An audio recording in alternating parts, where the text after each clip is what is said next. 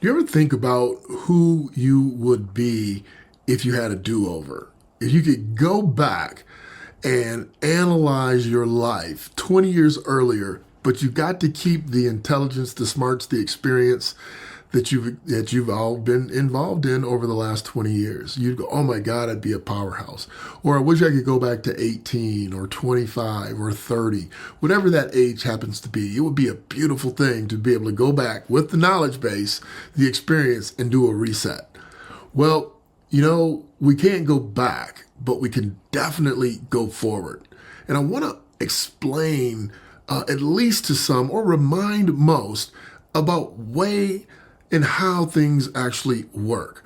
So you can't go back, but what you can do is, number one, take radical ownership.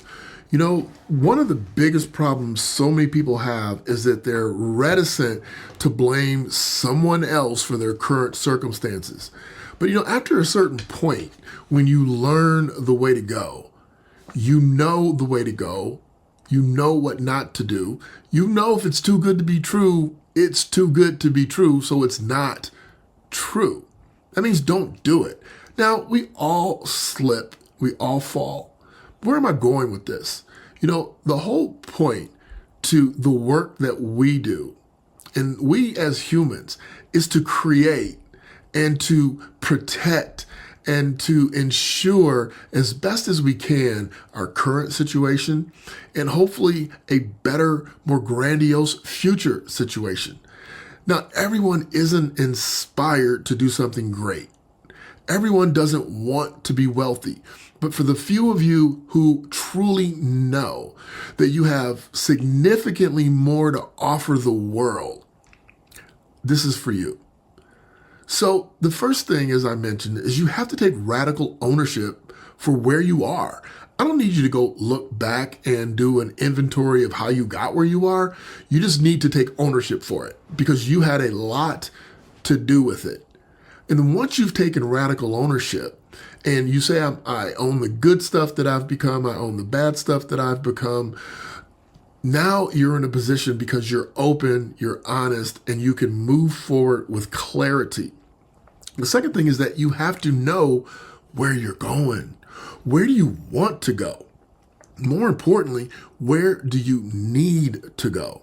See, we get what we need because we need it.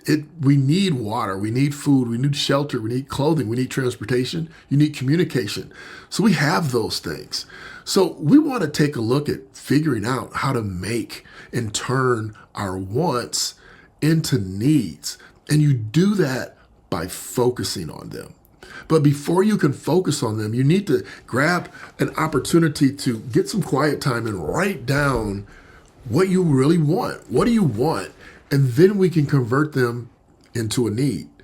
I need to be a good husband, so I need to have our finances together. I need to be more attentive. I need to have some sleep. I need to be a protector. Whatever your needs are, whatever your wants are, you can have them if you focus on them. The problem is, of course, that you can't focus on too many things at once because we live in a busy world and you can't divest yourself and divide yourself into so many different areas that you're ineffective in all of them. We want to be super effective in a few of them.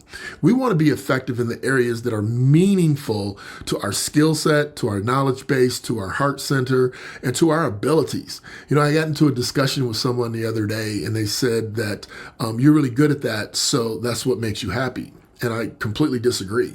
Just because I'm really good at something, right? I could be the best diaper changer on the planet. Doesn't mean I like changing diapers.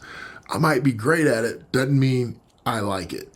And so we have to understand what we are doing. You don't have to like it. If you're the best at it, man, society are going to pay you to learn what you know, to do what you do, and to expand to other people's benefit. So where are we going with this? Take radical ownership.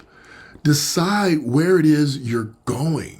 If you want people to support you or follow you even better, You have to know where you're going, and you have to know with conviction and certainty that this is the direction for me, not for anyone else, for me.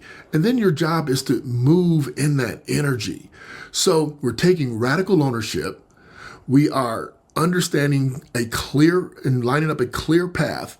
And then we are going to focus on that only.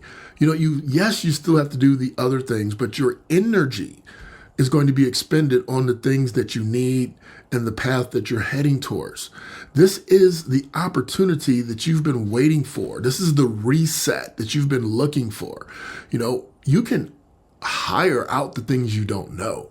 Don't be so egotistical or so self-centered that you're unwilling to open yourself up for someone else that has done what you want to do, gone through all the trials and tribulations, and can show you how they arrived at their destination. Because that's what we all want, is to arrive at a certain destination. And the pathway to get there is vast. So even if someone's going to show you how they did it, your job is to take radical ownership, adjust it to the way you believe in your heart you need to do it, and move decisively.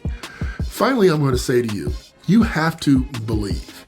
If you are wavering, the Bible says a double-minded person will be defeated. You can't be double-minded, meaning I think I can do it, but I might fail.